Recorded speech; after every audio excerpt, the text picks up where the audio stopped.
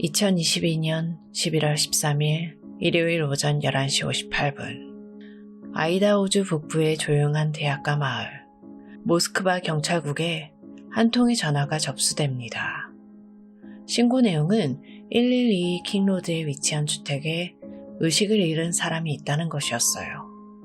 사건의 무대인 아이다호주 모스크바는 인구 2만 5천 명 남짓의 전형적인 대학 도시죠. 이곳의 분위기를 한국의 주거환경에 빗대어 본다면 수도권 외곽이나 지방 거점 국립대 인근에 형성된 조용한 원룸촌 혹은 빌라 단지와 흡사합니다. 거주자의 80% 이상이 학생과 교직원인, 해가 지면 가로등 불빛만이 거리를 비추는 평화로운 전원형 교육도시였어요. 하지만 그날 현장으로 급파된 경찰들과 응급대원들이 목격한 것은 단순한 실신이나 응급 상황이 아니었습니다. 주택 2층과 3층에 걸쳐 발생한 잔혹한 집단 살해의 현장이었죠. 현장에 가장 먼저 도착한 경관들의 보고서에는 수사 초기 단계에서만 관찰할 수 있는 건조하고도 참혹한 기록들이 담겨 있습니다. 주택 외부 경사면에 위치한 이 건물 2층의 외벽에서는 짙은 붉은색의 액체가 벽면을 타고 흘러내리고 있었어요. 이는 나중에 피해자 잔호 커너들의 방에서 흘러나온 혈흔으로 밝혀졌습니다. 문을 열고 들어선 수사관들이 가장 먼저 마주한 것은 금속성에 비릿한 혈흔 냄새, 그리고 기괴할 정도의 정적이었죠. 집안에는 침입을 위해 창문을 깨거나 문을 부순 흔적이 전혀 없었습니다. 주방의 슬라이딩 도어는 잠기지 않은 상태였고 거실의 가구들도 흐트러짐 없이 제자리에 놓여 있었어요. 수사팀은 2층 복도를 지나 자나의 방으로 진입했습니다. 바닥에는 자나가 쓰러져 있었고 침대 위에는 그녀의 남자친구 에단 채핀이 발견됐죠. 법의학 검사 결과 자나의 몸에서는 50군데 이상의 자창이 발견됐습니다. 특히 그녀의 손과 팔에는 날카로운 흉기를 막으려고 했던 방어운이 다수 관찰됐어요. 그녀가 범인의 공격에 맞서 마지막까지 저항했음을 시사하는 기록입니다. 반면 에단 채피는 자나에 비해 저항의 흔적이 적은 상태로 치명적인 상처를 입었죠. 이어지는 수사는 3층으로 향했어요. 3층의 좁은 침실, 메디슨 모건의 방 안, 단일 침대 위에서 메디슨과 그녀의 평생지기인 케일리 곤칼베스의 시신이 나란히 발견됐어요. 두 사람 모두 잠든 상태에서 공격을 받은 것으로 추정이 됐지만 케일리의 상처는 유독 깊고 잔혹했습니다. 그녀의 몸에서는 20군데 이상의 자창과 함께 타격 흔적까지 기록됐죠. 수사관들은 여기서 이 사건의 가장 결정적인 물적 증거와 마주하게 됩니다. 메디슨의 시신 바로 옆 오른쪽 측면 침대 시트 위에는 황갈색 가죽의 칼집이 놓여 있었어요. 카바라는 브랜드의 이 칼집에는 미 해병대 USMC의 문양과 휘장이 선명하게 각인되어 있었습니다. 범인이 참혹한 사륙의 현장에 두고 간 유일한 소지품. 수사팀은 즉시 이 칼집을 수거해 정밀 감식에 착수했습니다. 이것은 훗날 철저히 설계된 완전 범죄의 균열을 만드는 결정적인 열쇠가 돼요. 하지만 수사 기록에 적힌 건조한 이름들 뒤에는 저마다의 빛나는 내일을 꿈꾸던 4명의 청춘이 있었습니다. 이들은 누군가의 소중한 자녀였고 형제였으며 서로에게는 세상 무엇보다 가까운 존재였죠. 3층에서 함께 발견된 메디슨 모건과 케일리 곤칼베스는 유치원 시절부터 모든 것을 공유해온 평생의 단짝이었어요. 두 사람은 대학 시절 내내 붙어 다녔고 사건 당시 케일리는 이미 졸업을 앞두고 텍사스의 IT 회사에 취업이 확정된 상태였어요. 사건이 발생한 그 주말은 케일리가 새로운 출발을 위해 텍사스로 떠나기 전 절친한 친구들과 마지막 추억을 쌓기 위해 모스크바를 방문했던 소중한 시간이었습니다. 2층의 자나와 에다는 이제 막 깊은 사랑을 키워가던 풋풋한 커플이었어요. 마케팅을 전공하던 자나는 늘 주변을 밝게 만드는 활기찬 성격이었고 에다는 세 쌍둥이 중 한 명으로 가족들의 지극한 사랑 속에 자란 다정다감한 청년이었죠. 에다는 그날 자나의 집에 머물며 평범하고도 행복한 토요일 밤을 함께 보내고 있었습니다. 이들은 단순한 피해자이기 전에 졸업 후의 커리어를 고민하고 반려견과 산책을 즐기면서 사랑하는 이들과의 미래를 그리던 평범한 대학생들이었습니다.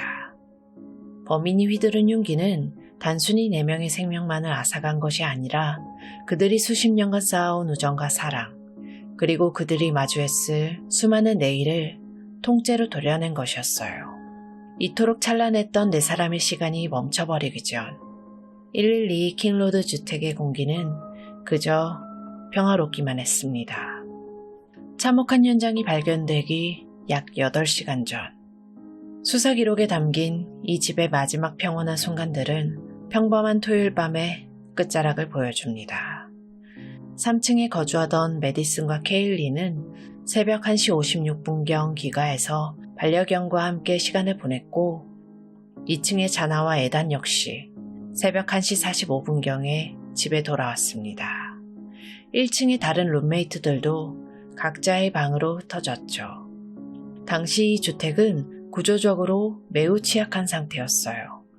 지형 특성상 1층과 2층에 각각 출입구가 있었는데 범인은 주방으로 연결되는 2층의 슬라이딩 유리문을 통해서 침입을 한 것으로 추정됩니다. 이 문은 평소 보안 장치가 취약하거나 잠기지 않은 채 방치되는 경우가 많았어요. 기록에 따르면 2층 침실에 있던 자나는 새벽 4시경 주문한 음식을 수령했고 4시 12분까지 휴대폰으로 틱톡 영상을 시청하고 있었습니다. 즉 범인이 주택에 침입한 시점은 최소한 1명 이상의 거주자가 깨어있던 순간이었죠. 이 긴박한 순간을 가장 가까이서 목격한 사람은 2층의 생존 룸메이트 딜런이었습니다. 그녀의 법정 진술서는 당시의 공포를 생생하게 기록하고 있었어요. 새벽 4시경 딜런이 처음 방문을 열었을 때 그것은 공포가 아닌 단순한 호기심이었어요. 위층에서 무언가 쿵하는 소리와 함께 개가 짖는 소리가 들렸고 그녀는 그저 친구인 케일리가 반려견 머피와 장난을 치고 있다고 생각을 했죠. 조용한 새벽에 들려온 일상의 소음은 그녀를 잠에서 깨우기에 충분했지만 위험을 알리는 신호는 아니었습니다. 얼마 지나지 않아 딜런은 2번째로 방문을 열었어요. 이번에는 심리적인 불안함이 섞여 있었죠. 위층에서 누가 여기 있어? 라는 목소리가 들렸고 이어 2층 복도 끝 자나의 방 방향에서 흐느끼는 듯한 울음소리가 새어나왔기 때문입니다. 이때 그녀는 낯선 남자의 낮은 목소리를 듣게 돼요. 괜찮아, 내가 도와줄게. 딜런은 이 목소리를 자나의 남자친구인 에단이 자나를 달래주는 소리라고 믿고 싶어 했습니다. 하지만 본능적인 거부감과 알 수 없는 긴장감이 그녀의 방안을 채우기 시작했죠. 그리고 마지막 3번째, 뭔가 잘못되었다는 확신 속에 문을 열었을 때 딜런은 비로소 압도적인 공포와 마주했습니다. 복도에서 들려오는 발소리를 확인하기 위해 살짝 문을 열었을 때 그녀의 눈앞에 나타난 것은 검은 옷과 마스크로 무장한 낯선 남성이었어요. 178cm가 넘는 거구에 근육질 체격, 그리고 마스크 위로 선명하게 드러난 짙고 수치 많은 눈썹. 남자는 딜런의 코앞을 지나쳐 주방 쪽 문을 향해 유유히 걸어갔습니다. 여기서 이 사건의 가장 큰 미스터리 중 하나인 8시간의 공백이 시작이 돼요. 범인은 새벽 4시 20분경 현장을 빠져나갔지만 경찰 신고는 왜 오전 11시 58분이 되어서야 이루어진 걸까요? 수사팀은 딜런이 겪은 상태를 프로즌 쇼크, 동결 상태로 분석했습니다. 이는 극심한 공포나 예상치 못한 위협에 직면했을 때 신체가 일시적으로 마비가 되거나 판단력이 정지가 되는 심리적인 방어 기제예요. 당시 딜런은 범인과 마주친 직후 공포로 인해 신체가 경직됐고 즉시 문을 잠근 채 한동안 방 안에서 나오지 못했습니다. 법의학 전문가들은 그녀의 상태에 대해 심각한 외상후 스트레스와 음주로 인한 판단 저하가 결합되어 목격한 상황을 실제 살인사건으로 즉각 연결짓지 못한 채 현실을 부정하려고 했던 뇌의 반응이라고 설명했어요. 오전 11시가 넘어서야 잠에서 깬 생존자들은 여전히 응답이 없는 위층 친구들을 확인하기 위해서 지인들을 집으로 불렀어요. 도착한 지인 중 한 명이 2층 자나의 방에서 의식을 잃은 듯 보이는 피해자들을 발견하고 911에 신고했을 때 이미 주택 내부에는 기괴한 침묵만이 감돌고 있었습니다. 범인이 25분이라는 짧은 시간 안에 4명의 생명을 앗아가고 유유히 사라진 뒤 남겨진 생존자들이 공포와 혼란 속에서 보낸 그 8시간의 정적은 이 사건을 더욱 비극적이고 기괴한 기록으로 남게 했어요.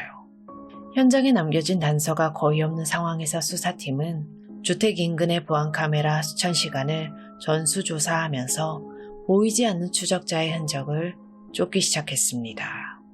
그리고 그 거대한 디지털 데이터 속에서 가장 먼저 포착한 것은 2011년에서 2013년형 사이의 흰색 현대 엘란트라였습니다. CCTV에 포착된 차량의 움직임은 지극히 목적지향적이었습니다. 새벽 3시 29분, 현장 근처에 처음 나타난 이 차량은 범행 전까지 총 3차례 주택 앞을 저속으로 통과했어요. 마치 사냥감을 확인하는 포식자처럼 차량은 매번 같은 경로를 선회하면서 주차 위치와 진입로를 탐색했죠. 네 번째로 나타난 새벽 4시 4분, 차량은 마침내 막다른 길 끝에 자리를 잡았습니다. 딜런이 마스크를 쓴 남성과 마주치고 공포에 떨던 그 짧은 시간 동안 주차되어 있던 차량은 약 16분 뒤인 4시 20분경 고속으로 현장을 빠져나가는 모습이 포착됐어요. 수사팀은 이 차량의 이동 경로를 역추적하면서 범인이 거주하는 워싱턴주 풀먼의 아파트를 특정했고 그곳의 거주자가 범죄학 박사과정생 브라이언 코버거임을 확인했습니다. 그의 휴대폰 통신 기록을 분석한 결과는 더욱 충격적이었죠. 브라이언이 거주하던 워싱턴주 풀먼과 사건 현장인 아이다호주 모스크바 사이의 거리는 약 13km, 차로 15분 내외의 물리적 거리였어요. 하지만 데이터에 기록된 그의 동선은 결코 가벼운 드라이브가 아니었습니다. 기지국 수사 결과 브라이언의 휴대폰 신호는 범행이 발생하기 전인 2022년 6월부터 11월까지 사건 현장 근처에서 최소 12회 이상 포착됐습니다. 특히 대부분의 접속은 늦은 밤이나 새벽 시간에 집중되어 있었어요. 그는 수개월에 걸쳐서 어두운 밤 조용한 원룸촌의 골목길을 돌며 특정 주택의 구조와 거주자들의 생활 패턴을 집요하게 관찰해온 겁니다. 범행 당일의 기록은 그의 치밀함과 동시에 기이한 대담함을 보여줘요. 11월 13일 새벽 2시 47분, 그의 휴대폰은 위치 추적을 피하기 위해 고의적으로 전원이 꺼졌습니다. 그리고 범행이 끝난 직후인 4시 48분에 다시 켜졌는데 이때 신호가 잡힌 곳은 추적을 피하기 위해 우회했던 모스크바 남쪽 외곽 지역이었어요. 하지만 데이터에 남은 가장 섬뜩한 지점은 범행 후 약 5시간 뒤인 오전 9시경의 기록입니다. 시신이 발견되기도 전 경찰조차 사건을 인지하지 못했던 그 이른 아침, 브라이언의 휴대폰 신호는 다시 한번 112 킹로드 주택 근처 기지국에서 포착됐습니다. 그는 자신이 저지른 참혹한 결과물을 다시 확인하기 위해서 혹은 현장의 반응을 살피기 위해 범행 장소를 재방문한 것이었죠. 이 촘촘한 디지털 발자국들은 브라이언이 우발적인 범죄자가 아니라 고도로 계산된 범행을 준비해온 인물임을 증명하는 결정적인 증거가 됐습니다. 디지털 데이터가 브라이언을 유력한 용의자로 가리키고 있었지만 법정에서 그를 완전히 무너뜨리기 위해서는 움직일 수 없는 물리적인 증거가 필요했어요. 수사팀의 시선은 다시 사건 현장 3층 침대 위에 남겨진 그 황갈색 가죽 칼집으로 향했습니다. 수사팀은 칼집의 닫힌 버튼 안쪽 아주 미세한 틈에서 육안으로는 절대 식별할 수 없는 터치 DNA를 추출해내는 데 성공했습니다. 범인이 칼집을 열거나 닫을 때 남긴 극소량의 상피세포였죠. 하지만 초기 수사 단계에서 이 DNA는 무용지물에 가까웠어요. 미국의 표준 범죄인 DNA 데이터베이스인 코디스에 등록된 기록 중 그 누구와도 일치하지 않았기 때문이죠. 범죄학 박사과정생으로서 수사기법을 깊이 이해하고 있던 브라이언은 아마도 이 지점에서 자신감을 가졌을 겁니다. 하지만 그는 현대 과학수사의 가장 정교한 그물망인 법의학 계보 유전학의 위력을 간과했어요. 수사팀은 민간 유전자 정보회사인 오트람에 분석을 의뢰했습니다. 이 기법은 범인과 1대1로 일치하는 사람을 찾는 대신 일반인들이 혈통 조사를 위해 등록해둔 방대한 민간 데이터베이스를 뒤져 범인의 친척을 찾아내는 방식이에요. FBI는 범인의 DNA와 고조부모를 공유하는 정도의 아주 먼 친척을 포착했고, 이를 시작으로 수천 명에 달하는 가계도를 역추적하기 시작했어요. 출생기록, 사망진단서, 소셜미디어와 부고기사까지 융합해서 가계도의 가지를 쳐 나간 끝에 수사망은 마침내 펜실베이니아에 거주하는 브라이언 코보거로 좁혀졌습니다. 12월 말 FBI 요원들은 펜실베이니아주 멀로 카운티에 위치한 브라이언 부모의 집 주변을 은밀히 감시하기 시작했어요. 이때 기록된 브라이언의 행동은 그가 자신의 생체 정보를 얼마나 철저히 통제하려고 했는지 보여줍니다.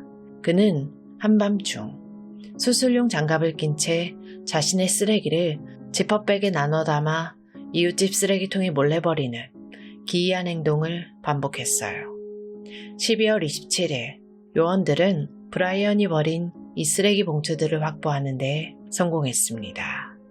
그리고 아이다호주 범죄연구소의 최종 분석 결과는 명확했어요. 쓰레기에서 추출된 DNA 프로필은 범행 현장의 칼집에서 발견된 DNA 주인의 신부일 확률이 99.9998%라는 결론을 내렸습니다. 브라이언은 자신의 차를 락스로 닦아내고 수술 장갑을 끼면서 완벽을 기했다고 믿었겠지만 자신의 몸속에 흐르는 그리고 공공 데이터베이스에 등록된 가족의 유전 정보까지는 세척할 수 없었습니다. 체포 당시 브라이언은 저항하지 않았어요. 수사관들이 자신의 이름을 불렀을 때 그는 기이할 정도로 덤덤한 표정을 유지했다고 기록되어 있습니다. 전통적인 수사 회피 전략을 학습했던 범죄학도는 개인이 통제할 수 없는 광범위한 유전적 네트워크를 활용한 신기술 앞에 그렇게 무릎을 꿇었어요. 체포된 브라이언 코버거는 단순한 대학원생이 아니었습니다. 그는 워싱턴 주립대학교에서 범죄학 박사과정을 밟고 있던 범죄의 메커니즘과 수사 기법을 누구보다 깊이 이해하고 있던 전문가 지망생이었어요. 수사 과정에서 드러난 그의 과거 행적은 학문적 호기심을 넘어선 소름 끼치는 집착을 보여줍니다. 그는 범행 수개월 전 레딧 등 온라인 커뮤니티에 전과자들을 대상으로 한 기이한 설문조사를 올렸어요. 그가 던진 질문들은 지극히 구체적이고 목적지향적이었습니다. 범행 대상을 어떻게 선정했습니까? 범행지로 이동할 때 어떤 기분이었습니까? 범행을 저지르는 동안 당신의 생각과 감정은 어떠했습니까? 학문적 연구를 빙자한 이 설문조사는 어쩌면 그가 완전 범죄를 설계하기 위해 수집한 일종의 매뉴얼이었을지도 모릅니다. 그는 범죄의 심리를 데이터로 수집했고 그것을 실제 현장에서 실험해 보고 싶어 했던 것으로 보입니다. 그에게 112 킬로드 주택은 따뜻한 학생들이 사는 집이 아니라 자신의 이론을 검증할 실험실이었고 피해자들은 인격체가 아닌 자신의 논문이나 망상을 완성해줄 데이터 포인트에 불과했던 것이죠. 범죄를 막는 법을 배우던 학생이 스스로가 가장 잔혹한 범죄의 주인공이 되기로 결심한 순간이었습니다. 과학수사의 압도적인 증거 앞에 선 브라이언 코버거의 재판은 2024년 새로운 국면을 맞이했어요. 방대한 사전 보도로 인해서 배심원의 공정성이 훼손될 수 있다는 우려로 재판지가 사건 발생지에서 아이다호의 보이시로 변경된 것이죠. 그리고 2025년 6월 30일 전 세계의 이목이 집중된 가운데 브라이언 코버거 측은 예상치 못한 결정을 발표합니다. 검찰과의 합의를 통해서 사형 선고를 면하는 조건으로 모든 혐의를 인정하는 유죄 인정 합의를 체결한 거예요. 7월 2일 에이다 카운티 법정에서 열린 유죄 인정 신문위의 공기는 극도로 무거웠습니다. 피고인석에 앉은 코버거는 짙은 색 정장을 입고 눈을 깜빡이는 횟수조차 적은 기이할 정도의 평온함을 보였어요. 판사가 4명의 피해자 이름을 하나하나 호명하면서 당신은 메디슨 모건을 살해했습니까? 라고 물었을 때 그의 답변은 짧고 단호했습니다. 네. 이어진 케일리, 자나, 에단에 대한 질문에도 그는 망설임 없이 같은 대답을 반복했어요. 변호인단은 그의 이러한 평평한 감정 상태를 자폐 스펙트럼 장애의 특성이라고 주장을 했지만 피해자 가족들에게 그건 그저 감정이 결여된 살인마의 냉혹함일 뿐이었습니다. 7월 23일에 열린 선고 공판은 피해자 가족들의 울분 섞인 목소리로 채워졌어요. 특히 사건의 유일한 목격자였던 생존 룸메이트 딜런의 증언은 법정을 숙연하게 만들었죠. 그는 내가 세상을 신뢰할 수 없게 만들었고 내 안에 부서질 수 있다고 생각지 못한 곳까지 산산조각 냈다. 케일리의 언니 올리비아 역시 내 동생은 네가 연구하거나 스토킹하거나 침묵시킬 대상이 아니었다 라면서 일갈했습니다.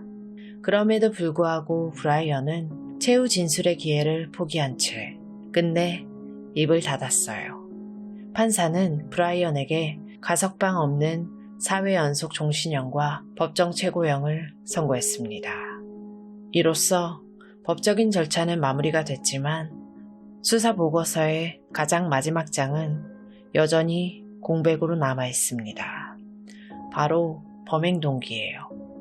브라이언은 유죄를 인정하면서도 왜 그 집을 선택했는지에 대해 단 한마디의 설명도 덧붙이지 않았습니다.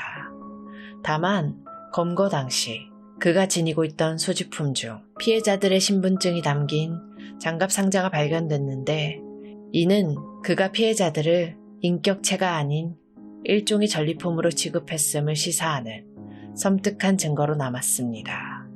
범죄학 전문가들은 그의 범행이 극도로 치밀했음에도 현장의 칼집을 유기하거나 차량 동선을 노출한 지점들이 범죄학적 지식과 실제 실행력 사이의 괴리를 보여준다고 분석합니다.